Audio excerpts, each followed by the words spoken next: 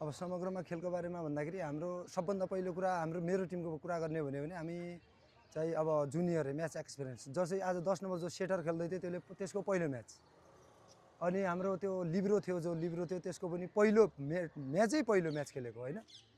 अब हामीसँग गुमाउनु भन्दा नि हिजो अलिकति कति पनि खेल्न सकेन, तर आज चाहिँ अलिअलि हाम्रो जुन ट्रेनिङको र टुर्नामेन्टमा अलिक फरक हुन्छ।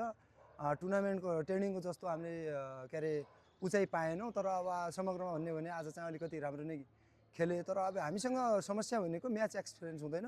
टाढाको टिम भयो, सुदूरपश्चिम भनेको टाढै, यता नजिक हुने गेमहरूमा कहिले पनि हामीले जोड्न सकिँदैन खेलाडीलाई।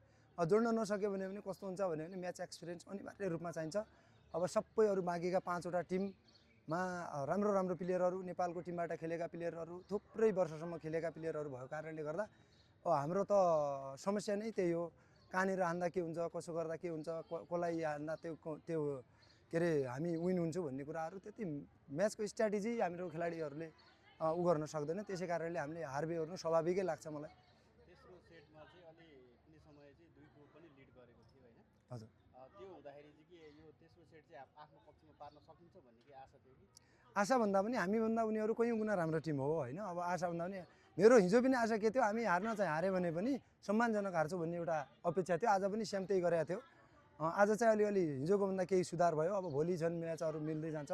इन्डोरको प्रभाव छ, आउटडोर ट्रेनिङ गर्नुपर्छ। तर अहिले हामीले थोरै दिन भयो भने पनि धनगढीमा एउटा आउटडोरको के अरे इन्डोरमा ट्रेनिङ गरेर आएको कारणले गर्दा अलिकति यहाँ त जुत्ता मिल्नुपर्छ। आउटडोर खेल्ने जुत्ता र इन्डोर खेल्ने जुत्ता फरक हुन्छ, किट्सहरू अनि लाइटिङको कुरा हुन्छ। एउटा हाम्रो चस्मा लगाउने बहिनीले त यहाँभित्र खेल्नै सक्दैन। त्यो हाम्रो जुनियर राष्ट्रपति रनिङ सिल्ड खेल्ने हो, तर गाह्रो भयो। त्यस्तो धेरै कुराको अप्ठ्यारो छ। अब त्यो कुराहरूले गर्दा हामीलाई असर गर्छ भनौँ। एउटा प्रदेशको टिमले यो खेलाडी छनौट गरेर ल्याउन चाहिँ कतिको असहज भयो?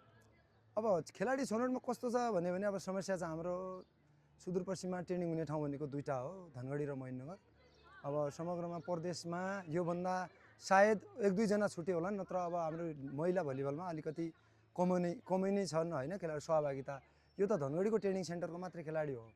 अब त्यसपछि एकजना सेटरको इक्जाम भएको हाम्रो फर्स्ट सेटर त इक्जाम भएको कारणले गर्दा पुगेको छैन। त्यसैले पनि अलिकति म्याच के अरे हाम्रो यो म्याच अलिक खल्लो हुनुको कारण त्यो पनि हो होइन। अब समस्यै छ, चुनौती छ।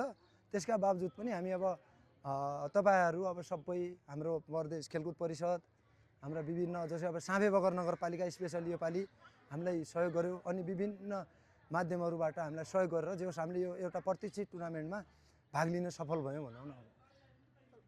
जुन महिला भलिबलको जुन सुदूरपश्चिमको कुराकानी गऱ्यो भने हाइट पनि एकदम राम्रो छ होइन, र तपाईँहरूले जुन महिला भलिबल एउटा ट्रेनिङ प्रशिक्षण पनि सुरु गर्नुभएको छ, हिसाबले यो टिमलाई आगामी दिनहरूमा त भविष्यलाई चाहिँ कसरी एउटा भनौँ न कायम गर्न सकिन्छ लाग्छ?